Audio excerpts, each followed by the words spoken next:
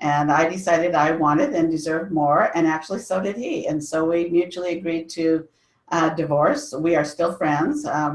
And 4 years later, after being back in the single world and dating and having 3 kids at home, I married my husband, and we've now been married 25 years.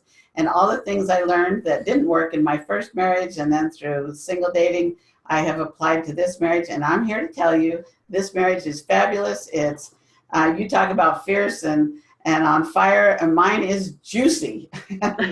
and I can, if I had it to do over again, I could go back now with the knowledge I have, and I could have made that first marriage work. But I tried everything I knew at that time, and it just didn't work. But now what I do is I share everything that I learned with other people to help them find a truly quality match. And I'm not a matchmaker, but I teach them the skills to be able to find what they're really looking for, and then how to build a quality, happy, satisfying, and juicy relationship.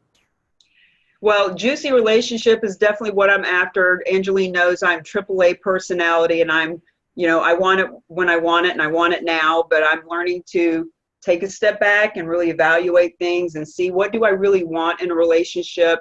And we've all thought that before. Well, what do you really want? But she takes me to a different level. And one of the things I really admire about Angeline, where she comes from, is that her mother was always taking her and her family to different self-development. She was a psychiatrist, I believe. I don't want to put words in. Yeah. And so her mother was always a huge, powerful example for her.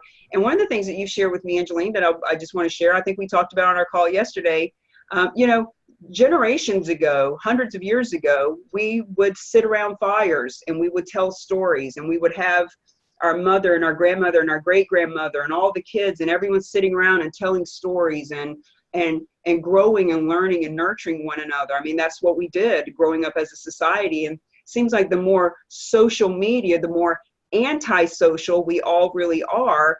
And we just don't have that nurturing. We don't have the natural instincts being given along to the next generation. And so for some of us who've just been flat out missing the guidance to be in a good relationship, it's just like anything. I wasn't taught growing up how to use workout equipment. I need a physical trainer to teach me how to use the equipment.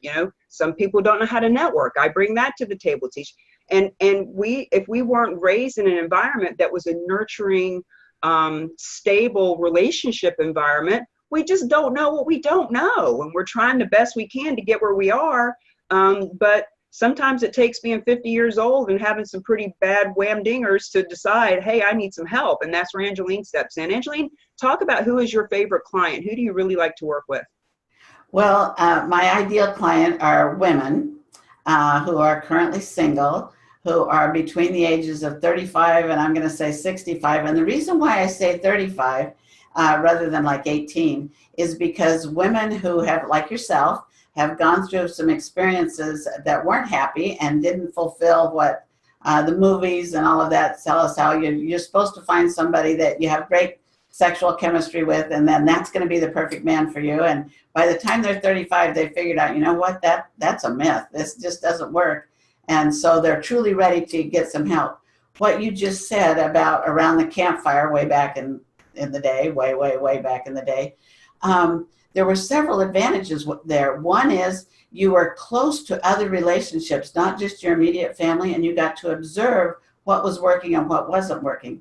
But and then you also had your mother and your grandmother and everything being able to help you from their experience, and you knew all the men in the clan. And so you knew right there, who was a winner and who was a loser and who was a whiner and who was, an abuser and all those kinds of things. And now we not only don't have our mother and our grandmother and such to help us, and we don't have other examples other than the one we grew up with to learn from, but we don't know the men out there.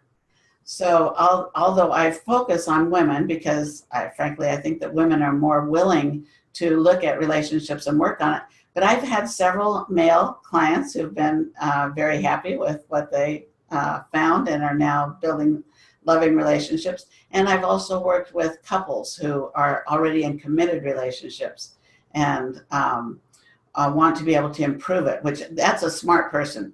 when you're saying, okay, what I've got may be good, but I want it to be better.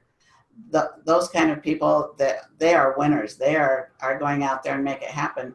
But the other thing I wanted to jump back to is you talked about that you're realizing now that you're working with me that your relationships affect everything. They affect your business. They reflect how you handle your finances.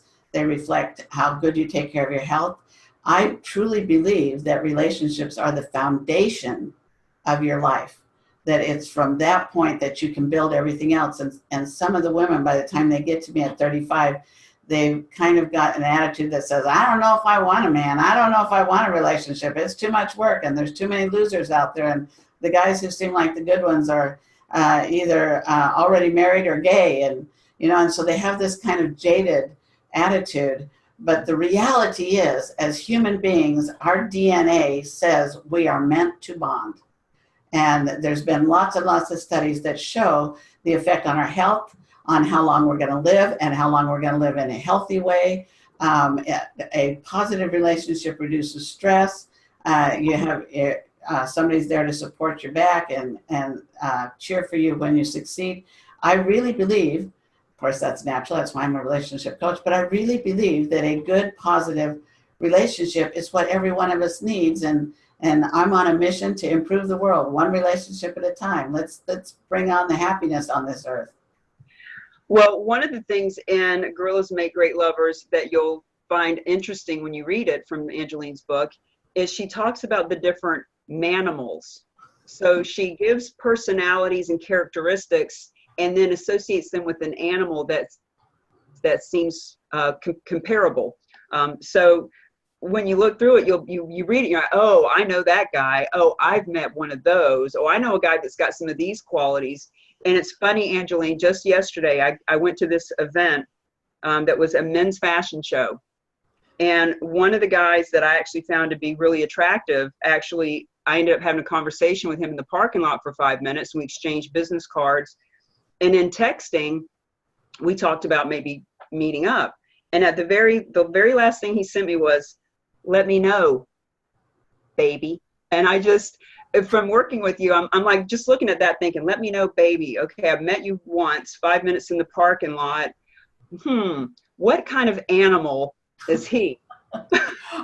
Well, I'm just going to make a guess that if you're at a men's fashion show, there's a lot of Panthers there, because the Panthers are into artistic expression, and it usually shows up in the way they dress. You can, once you understand this system, you can walk through a crowd and go, oh yeah, Panther. Oh, rhino, I see. Oh, gorilla over here. Monkeys, I know you like monkeys. Those are the guys who are into adventure and excitement. But it makes it easier to look for what you really want and how to avoid what you don't want. Because basically what's underlying that fun system of the animals is, what are his values? What is it that makes him feel good about himself? What is it that he focuses his time and energy and money on? So it gives you a quick, fun way to identify easily the different types. Well, this guy's actually a model and an actor too, which doesn't really attract me because I've dated two models and actors that they're not who they may always seem on the surface. So he's definitely got Panther in him, but then to say, let's make it happen, baby. I'm thinking, is there some wolf in there? Like, is he just on the prowl? And if he says baby to me within 5 minutes of conversation and in 3 texts, who else is he? Hey, baby, so it kind of throws up a red flag. But then again, it could be the monkey in him being really fun and flirtatious. Okay, baby, whenever, So I'm not going to totally judge him, but I'm just letting you know I'm an attentive client who is paying attention to these things and looking at them in a different way. Because in the book, rhinos are one thing that I've been attracted to, which is a really beautiful physique and, wearing the shirts that really accent them. And I could go on for days about what actually creates that and why they're like that. But in going through a couple of different quizzes, so Angeline's going to tell you where to go take the gorilla quiz. In the quizzes, I have found out that who I'm really wanting to attract are pandas, fun and friends. Yeah, pandas, monkeys, and gorillas. A little combination of that. Speak on those 3 types of men, if you will, just to give our audience a little taste of your version of the manimals. Sure, sure. And I want to jump back 1 second to that. We'll be seeing you, baby. So it probably is some wolf energy, but I want to mention that there's 12 types. 10 of them, depending on how emotionally mature they are, is going to be more attractive, and how emotionally immature they are. So if he's an emotionally mature wolf, yeah, he's seductive and he's sexy and he's going to be romantic and all of those things, and can be a truly great partner, because he's not, as emotionally immature wolf is, always looking for the next conquest. Yeah, I got that one, and this one too, and hey, I know that one over there wants me, is his way of saying, I'm a man, I'm a winner. But if he's emotionally mature, that hello baby can be a man who is looking to make you happy and satisfies himself and feels good about himself because I can keep my woman happy. So I agree with you. Don't turn him down just because he's got some wolf energy. It can be great. So as to the other types you mentioned, so monkeys are into adventure and excitement. They want to jump out of helicopters and ski down the mountain. They want to backpack through the Amazon. They want to drive race cars. And they're always pushing the envelope. A little more risk, a little more excitement. And a lot of women want that, that they're bored otherwise if they don't have some of that excitement and energy. But again, on the emotionally mature side, that can be great, and you can do some great adventures. On the emotionally immature side, his need for adventure and risk can mean he does some things like mortgage the house to finance some new risky adventure financially. And so you have to just be aware. There's also, besides, you can go to take my quizzes at gorillalove.com, but there's a gorilla quiz for women to take about any of the men in her life, and you can take it free as many times as you want to. And then there's a quiz for the men to take that's called the Guy's Gorilla Quiz to self-identify, which if a woman and her guy both take the quiz, it's interesting for her to say, I see you like this. And he says, but I see myself like this. And so then, oh, well, why do you see me this way? And why do I see you that way? Because it's a matter of perception. Sometimes women will say to me, well, what if I don't know the right answer? Whatever your answer is the right answer, because it's your perception. You and I could each rate some man, do a quiz on my husband. And I see him differently than you see him. There'll be some similarities, but you're going to relate to him based on your perception. So the quiz is always right. And then the third quiz that's in there is a maturity quiz. And that's so you've identified, okay, I've met a guy, and sure enough, he is your 3, panda, which is in fun and friends, and monkey, and gorilla. And then you want to take the maturity quiz to see how emotionally mature he is. So we said monkey, pandas are into fun and friends. They can be the goofball at the party. They're very social. They oftentimes are the ones who create the party. And they, on the emotionally immature side, my daughter went to a funeral one time with a friend of hers and realized at the funeral that he was a panda because he started cracking jokes. And she realized, oh, he's uncomfortable, and his way of making himself comfortable is to turn into this goofball, making jokes which are totally inappropriate at a funeral. And then the gorillas are into relationships. They're the guy on your block that everybody says, oh, he's such a nice guy. And all the kids on the block, think he's their buddy, and he's the one that has the backyard barbecues, and he's just easygoing and comfortable in his skin, and people around him feel comfortable because he's non-judgmental. Well, if anyone out there finds a panda, a monkey, and a gorilla all rolled into one big, beautiful package, let them know that I'm looking for them. So, having said, as a matter of fact, I was just sharing with Angeline that another gentleman that I've been introduced, a friend introduced me to this guy, George, who lives in Florida. He's in his 70s, and he too has been a relationship coach of sorts. And I'm actually talking to him now about getting in his speaking bureau. But I shared with you that he said 35 years ago, when he decided to stop with all the Playboy and the fast cars and the fast drive, and he said he put together a list of things he was looking for in his perfect woman, physically, emotionally, spiritually, the whole deal, 20, 30, 40 things. And then he took that list and actually gave the list to like 20 of his friends and said, listen, this is the ideal woman for me. When you meet her, just introduce me. And he said within 3 weeks, one of his friends introduced him to the woman who has now been his wife for 31 years. And so I know you were fascinated by that, but I am currently putting together that list myself and have started telling my friends, listen, when I got the list finished, I'm going to send it to you. I was telling a friend of mine last night, who was a man who does a lot of networking down in the North Shore in Boston area. And I said, I know you know him. You just don't know it yet. So when I send you this list, now don't get me wrong, I'm not desperately seeking out because I'm not going to be complete until I find my other half, but I'm actually making a fun game of it now, you know, to actually not only write it out for myself so that I really get clear on what it is that I want, because it's just like any goal. People don't have a hard time achieving goals. They have a hard time setting them. And so when we know what we're looking for, our reticular activator will help us find it. And when we know what we're looking for and 20 of our friends around us know what we're looking for, well, that just increases the odds. So that's my next strategy, because I've been doing a lot of online dating, which I have now put a stop to. And Angeline is very happy about that, because she has a module about where to find all these different types of guys. And one of the things that she talks about is that whole wolf energy. And you can expand on that if you like. A lot of wolves are online because in an immature, predatorial kind of a way. Right. But the other thing that I find about online is there's just a lot of people that are just emotionally damaged. And I'm online, so hey, I guess I'm saying that about myself too, which is why I have a coach.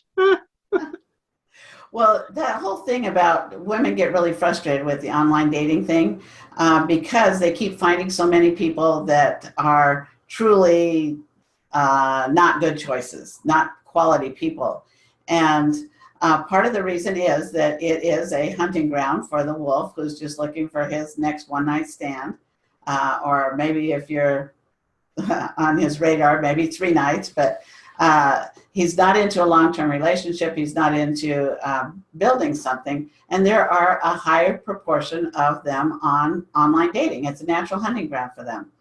But the other thing that happens, which I find really interesting, is that there's been some studies done about how we bond. And that everybody has a way of bonding to other people and connecting with other people. And they call it attachment theory. But in reality, it's more than a theory because they've done so much research on it. And what they've discovered is that 50% of people are what they call secure. And I'll give you a little bit of background story about that. So one of the ways they started testing how people attach is they put a mother and her very young child, maybe crawling or just starting to toddle, in a room with a bunch of fun toys and things that the baby would be interested in.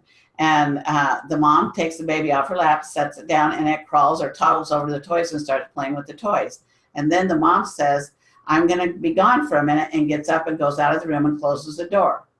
Of the 3 main types, 2 of them will immediately crawl over or toddle over to the door and start banging on the door, mommy, mommy, mommy. Mom comes back in the room, picks up her child, sets it on her lap, comforts her child. The first type, the secure type, will then get off her lap and go start playing with the toys again. The second type, the one that they call the anxious type, will then reach for the toys while hanging on to mom's skirt or mom's leg and looking back to make sure that mom is still there.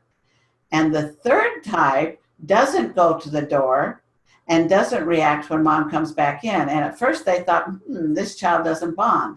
When they did some actual studies to see what's happening to respiration and heartbeat and those things, they found that this child actually is reacting as much as the other 2 internally, but not showing it externally because they have a need for space.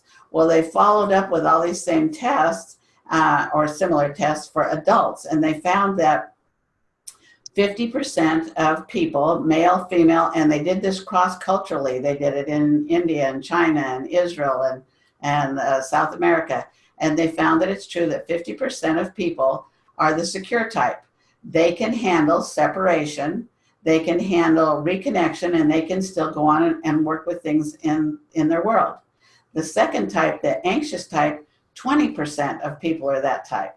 And when they feel that there's going to be some kind of separation, they get clingy. Oh, please, don't you still love me? Oh, well, are you going to call me tonight? Are you sure? Well, were you happy with, the sex that we just had? Are you, what? They're very anxious.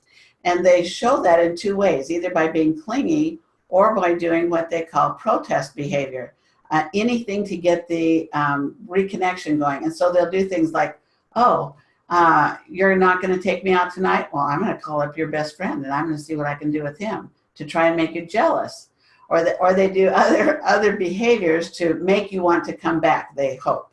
So that's the anxious type, about 20%. And then 25% are the last type, the one that, didn't seem to react. And they call those the avoiders. And these are the ones that seem indifferent to whether you're going to be there or not. And of course, an anxious type and an avoider is a highly drama-filled relationship because he's acting like he doesn't care, even though he does inside. And she is freaked out by that, or it could be either way, male or female. She is freaked out by that behavior and is wanting to cling to him, get his attention, do something to make it happen. Well, interestingly enough, the fourth type is a combination of 2 and 3. They have both the cling, anxious type and the avoider type in them. And these are the ones that make you crazy because they say, oh, yes, I'm really interested in you.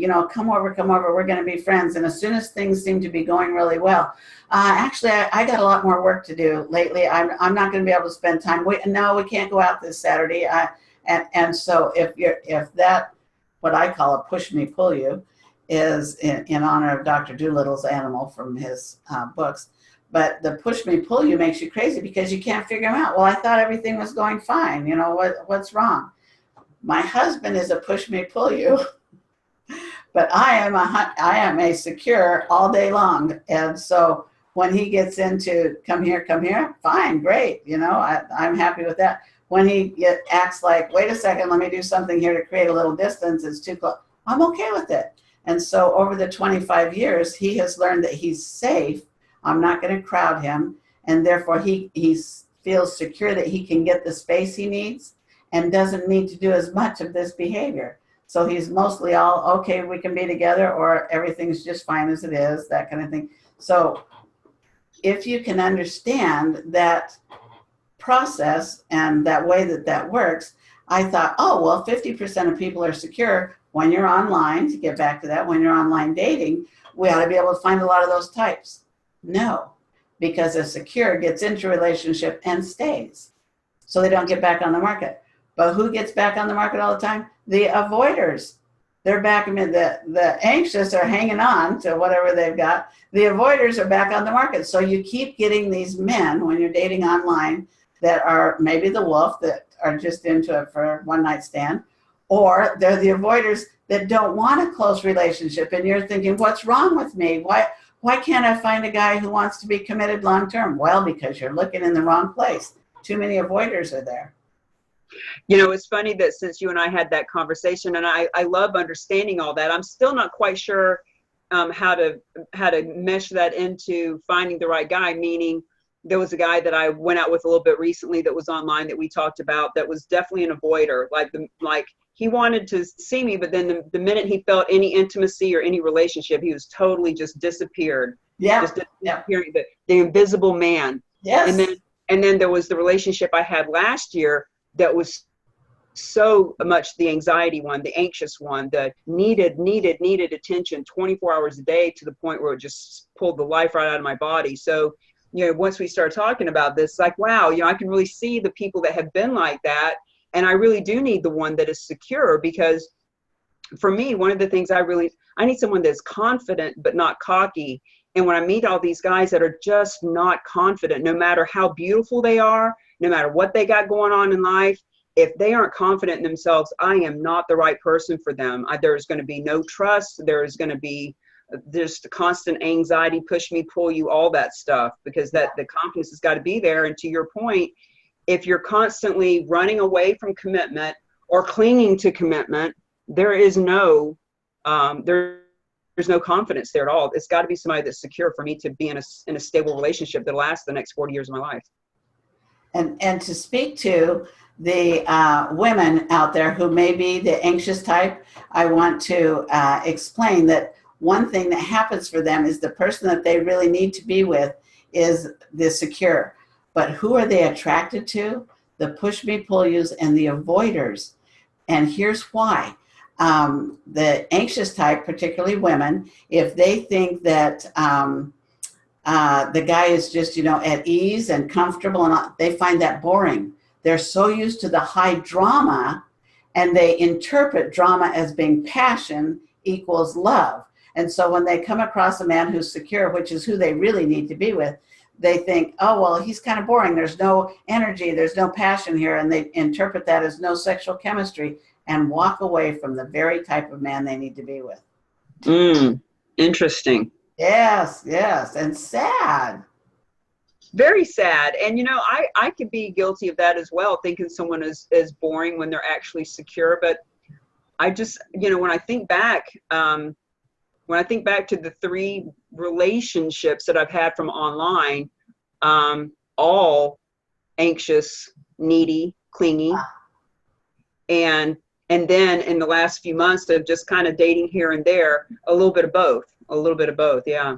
So, yeah, well, so for those of us, so just to keep the learning going, because you're such an awesome reflection of what we could, should, would be doing out there. Where do women like us find men that are secure now in our 40s and 50s? Maybe they were in a 20, 30-year relationship that did come to an end because they were secure, but for whatever reason it came to an end. Without going online, where do we find these guys? Okay, well, we're going to give away some of my program on the secrets for finding good men. Don't worry, they won't do it unless they got a coach. I got a ton of stuff too. I give value all the time. They're not doing it unless you're there to hold their hand. Don't worry about it. Okay, so once you take the quiz, I have another quiz, but it's not available online. It's in my coaching program that is about the ideal man. So you take this quiz and you identify, as you have, that what you're looking for is a combination panda, monkey, and gorilla. And so I'm just going to take monkey because he's so easy to identify. So if you wanted to look for a man who's into adventure and excitement, would you look for him at the library? Not likely. No, you're going to look for him. You're going to go to maybe meetups that are into doing a weekly or monthly adventure. You might join a ski club. You might go to the NASA car races. You might look for things that would attract a man who's into adventure and excitement. And so once you really get this system, the gorilla system, and you know how to recognize different types of men, it becomes really obvious where to look for them. So for example, so you don't have to do it all online anymore. So for example, let's take, well, we just talked about panthers would show up at a men's fashion show. A wolf will show up at a woman's fashion show, by the way. And what's interesting to me is I have a lot of different women that take this quiz, and the number one type that shows up most often that women are looking for are owls. The owls are the intellectuals. Well, the owls are the intellectuals who want to have a conversation, who want to talk about ideas and concepts. It could be a lawyer, it could be a doctor, it could be a professor, but they're very into thinking. Maybe they want to talk about psychology and personal growth and things like that. And a lot of women are attracted to that. So owls, where would you look for an owl? Well, it's funny. I love to have a good conversation. If I can't have a conversation with someone, I don't care how good looking they are or any of that other stuff, because if there's nothing to talk about, it really does get boring fast. But it can't be such an intellectual conversation that we get stuck in analysis paralysis. Stuff about self-development and just becoming more self-aware and living life. I find that owls, per se, the doctors, the analytics, the engineers, the CPAs, they're much more book oriented than real life experience. In my experience, that I have met them. But I just want to talk for a second about the monkeys. When you talk about NASCAR and all these other places, some people might think, well, yeah, but that's where you're going to find the beer drinking, you know, guys that just want to, you know, get beat up like on Jackass or something. But like you've talked about, there's a big difference in mature and immature in each of these manimals. Right. So just to really key in on that, you're at an event where there's skiing going on, there's jet skis, there's people that want to see. I want a guy that loves life, but that isn't so into sports that's all he does, right? You know, or that's the sole purpose in life. Like he's homeless, but he lives on the beach and he sky surfs all day long. Like that's not my guy either. So if we're at one of those types of events and we're wanting to find someone who has monkey quality, how can we look at them without going and taking the gorilla quiz right away and know that he's mature versus the immature monkey? Super, super, super good question. And here's my answer. It takes time. And this is why I say to women, for goodness sakes, don't get committed to, don't sleep with some guy until you've known him. And I mean known him and dating him. I don't mean just known him on social media or something like that, but you're actually dating him. You're being around him. You're seeing how he treats people. You're seeing how he interacts with his family. You have the opportunity to observe him. That's how you find out whether someone is emotionally immature and self-centered and narcissistic, and it's all about me, and has a little small world. So, which is what you're talking about when you say those owls that are just only want to talk about their one little narrow niche that they're interested in. Instead, you're looking for a man who's more open to the world, involved in the world, well-balanced. And you cannot know that. You can get until you know him well, but you can get some hints. And I suggest to women, do your due diligence. Some guy, you know, wants to contact you through an online dating program. Look him up on Facebook. What kind of pictures are there of his friends? Are they all the beer drinking guys at the NASCAR race? Or does it show that he's got a balance of women and men as friends? And are the women all in bikinis? There are pictures of his friends. Or, you know, you can get some ideas about him there. Look him up on LinkedIn. You know, check the sexual predators list. You know, really do your due diligence to find out a little bit about him. And personally, I suggest that all women on their first date with someone that they don't know and haven't personally met, make it an online date. Talk to them on Zoom. You'll get to see what their reactions are like, what their body language is like. And it gives you some clues about who he is. But don't get committed. Don't get sexually involved, because sexual involvement changes us. There's literally hormones that are released during orgasm that changes our desire to commit to somebody.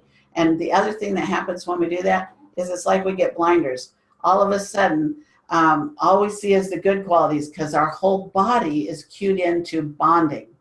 And so we just don't notice anymore. This is what happened to you last year, is then you start making excuses for, well, he only acted like that because of this. Well, you want to justify him because of that or whatever. And you get yourself into situations that any smart woman would know to avoid if she saw it coming. But once we get involved, those blinders keep us from seeing what's really happening out there. We don't notice the red flags. Well, I want to make a comment about you know, looking at their Facebook and LinkedIn, because this is something else I've gotten in tune to in the last 30 days or so. To your point about us sitting around the fire, it wasn't just mom and grandma sitting there that we could talk to and brainstorm with and get ideas from. As you mentioned, back then, even just 40 years ago when I was in high school, you dated people that were in your neighborhood, that were in your school. You knew their families. You know, you saw how they acted at school. You knew if they beat their girlfriend or if they were a good, supportive gorilla kind of. You just kind of knew, because anyone that you dated was right in that circle. Right. You know, and now with online dating and or just being for myself in business, and you meet people wherever. Meet this guy last night at this event. I don't know him. He doesn't know me. So one of the things about stalking, as people will jokingly call it, is there are things to pick up on in people's writing and their language that will tell you very quickly, okay, this is a nice looking person. He's got all these great qualities. He's got this great job, this great family life, but there's a dark side in that comment right there. And is that something that I even want to explore? Like, there's a lot to be said for what people are reposting.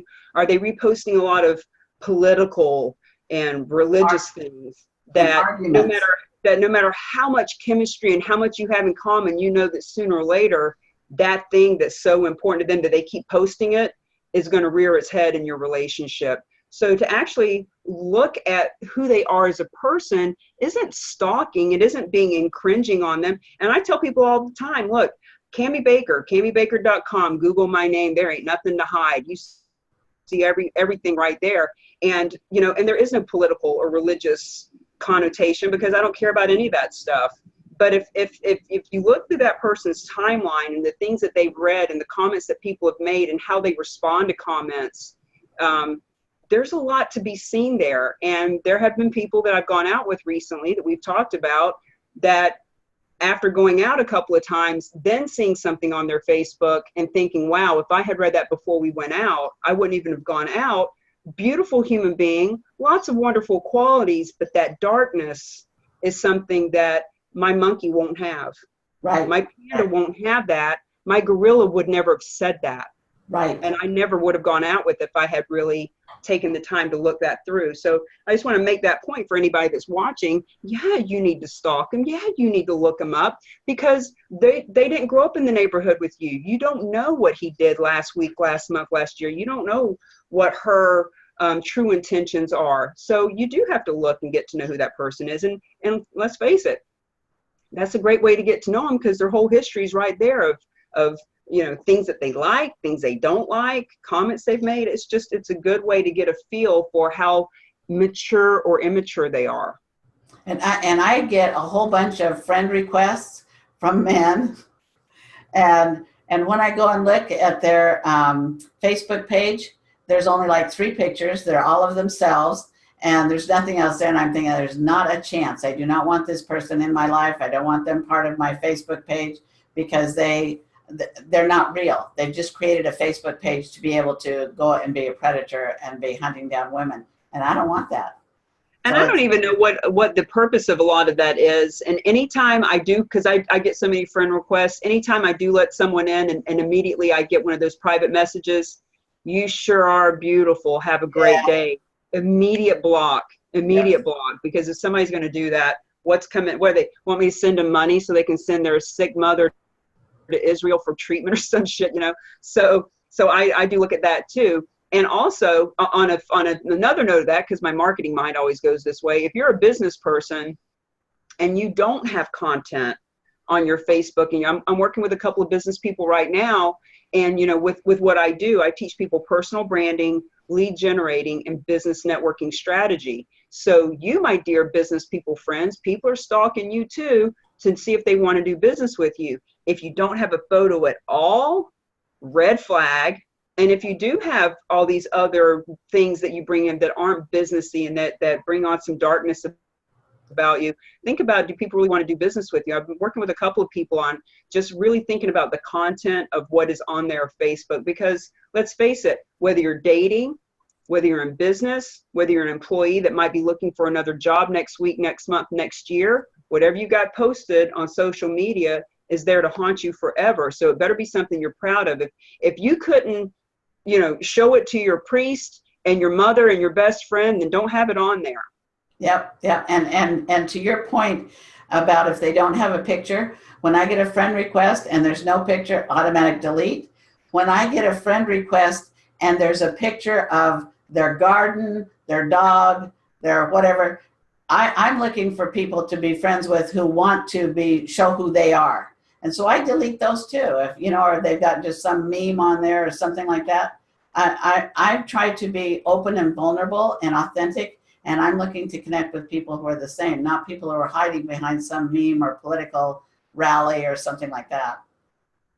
I actually did a whole Facebook Live about, maybe 2 months ago about how online dating is so similar to business in the marketing standpoint of it, and how it's so fascinating how many men's, and I'm sure women's too, I don't know, I don't look at women's profiles, I'm sure it's universal, but how many men's profiles I've looked at, not looked at, but scrolled through thousands and thousands, and how many of them will have a picture of their dog, or to your point, a picture of a lovely sunset, or their motorcycle, or whatever, anything besides them, anything. And I think you have one chance to make a good first impression. The only thing you're marketing is you. and you're going to put a lovely sunset. Like if you're a travel agent and you're selling sunset vacations, that's great. But when what you're marketing is you, and you can't put a crisp, clear, focused, well-lit photo of yourself, why are you even bothering? Why? I often think when people have those, either it's a blurry picture or you can tell they have a picture from 20 years ago and they took a picture of the picture and put it up there, or their motorcycle or whatever. Are there really people that respond to that? Do they really get women that are responding to that? And if so, what comes of that? It's just so bizarre to me that people spend their time to even put a profile up and do all that stuff. But let's not digress on what we shouldn't do. Let's focus on what we should do. So, Angeline, as we are coming to the end of our fun, fabulous, fierce, and on fire Friday with my dear friends, give us a couple of little things that maybe what would be your pearls of wisdom. You just met me for the first time. You don't really know my history, but I'm asking you, please help me to find my right manimal. What would be a couple of tips you would give just anybody in general? Well, take the quiz so that you can start becoming aware of the different types. And when you take the quiz, I will send you an ebook that gives a full description of all 12 types. So open your eyes and start becoming aware. That would be the first thing. And then the second thing that I would say, and I often say this to couples who are in relationships, is learn to be curious instead of critical. So when somebody does something that you don't like, and this is someone that you want to be involved with, like a partner that you're already in with or whomever, instead of immediately thinking, well, you jerk, you just did this or that, say to yourself and possibly to them, I don't understand why you said that. Could you explain a little bit to me about, what you were thinking or feeling? And when you come from a place of non-judgment, you have a chance to take the relationship to a little deeper level where you're actually becoming acquainted with this person and understanding them. And when we have an opportunity to understand why people act the way they do, it changes our picture of them. Do we have time enough for me to tell a quick story? Okay, so this is actually a story that's been out there. It's not a personal story that I know of. I think it was actually in a Stephen Covey book. And he talked about a New York subway. And a father and 3 kids got on the subway one afternoon. And the father sat down, put his elbows on his knees and his head in his hands. And his 3 kids started running around on the subway, stepping on people's toes and bumping into them and laughing and making a lot of noise and all of that. And the other passengers on the subway started getting really annoyed. And, these kids were being a bother. And finally, one of the women spoke up and said, "Sir, could you please do something about your children?" At which point his head popped up and he said, "Oh, I'm sorry. I wasn't being aware.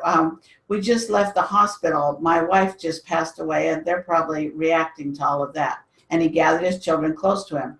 Well, now that they know the backstory of what's going on, the people in the subway changed their feelings. And it was like, oh. And a few people saying, I'm sorry for your loss. And somebody offered cookies out of their bag of groceries to the kids. Well, this is the same thing that happens. Our feelings change when we know the backstory of people. And so when someone is behaving, and I do this with my husband still to this day. I mean, I should know all of his backstory. Actually, he told me something the other day I didn't even know. But when something comes up and it's like you don't like their behavior, start with, why did they act that way? Why are they doing that way? My daughter, when somebody cuts her off in traffic, she doesn't have an opportunity to talk to that person and say, why'd you do that? Why'd you jump in front of me like that or whatever? So instead, she creates a backstory. And she says to herself, he's in a hurry. He's on the way to the hospital where the baby's just about to be born. And so she'll say to herself, literally, and she'll say it out loud. I've been in the car before with her, and she'll say, I hope he makes it on time. So it changes our feelings. It lowers our stress, and it gives us an opportunity to connect with people rather than disconnect and feel judgmental. So I love that. And it's such a great tip, and it's such a great way that you put it. And when we've talked about this before, a mentor of mine said in the same context, don't be frustrated about what people do or don't do. Be fascinated. Don't be frustrated, be fascinated. And that tiny little pearl of wisdom, just like this one you're sharing today, has served me so well in so many situations into what we're talking about right now with dating, especially with online dating or trying to meet people that you don't really know. And it'd be very easy to get frustrated. And why did he text me, but then he ghosted and disappeared? Or why do they put up these profiles and get frustrated about they put up a profile, but then they don't respond? Or you go out with them and it just, and they are somebody that they didn't claim to be. In any aspect, in business and personal, like you're saying, you know, don't be frustrated, be fascinated that people have that much road rage. Like I have zero road rage. I love being in the car. I love driving. It's my meditation. I'll drive for hours a day for no reason to go nowhere. And when I see people getting so frustrated, I think just like your daughter does, you know, well, we don't know what's going on in that other person's life. And to me, it's such huge ego. Why he cut me off? Well, who are you that person is deliberately out in the world just to cut you off? Like you take that so personally. But yeah, those are great pearls of wisdom. And you've mentioned the gorilla quiz. So let's talk, just go ahead and mention any other ways that people can get a hold of you. So your website, phone number, whatever it is you want to share. So if you'll email me, Angeline@gorillalove.com, I will respond to you. And for anybody who mentions that they watched this show, I'll give you a free session. I'll spend an hour to help you get clear about what it is you really want, help you figure out maybe some pointers that can uplift your life and your dating experience or your relationship. I'll do that. So if you're watching this show, send me an email, Angeline@GorillaLove. Tell me you watched me on Cami Baker's Fierce Fun and on Fire program, and I'll send you a link to my calendar, directly to my calendar. You can pick out a time that works for you and we'll talk. And other than that, if you go to my website, gorillalove.com, there's a lot of information there. There's places on there actually you can read about the 12 Manimals.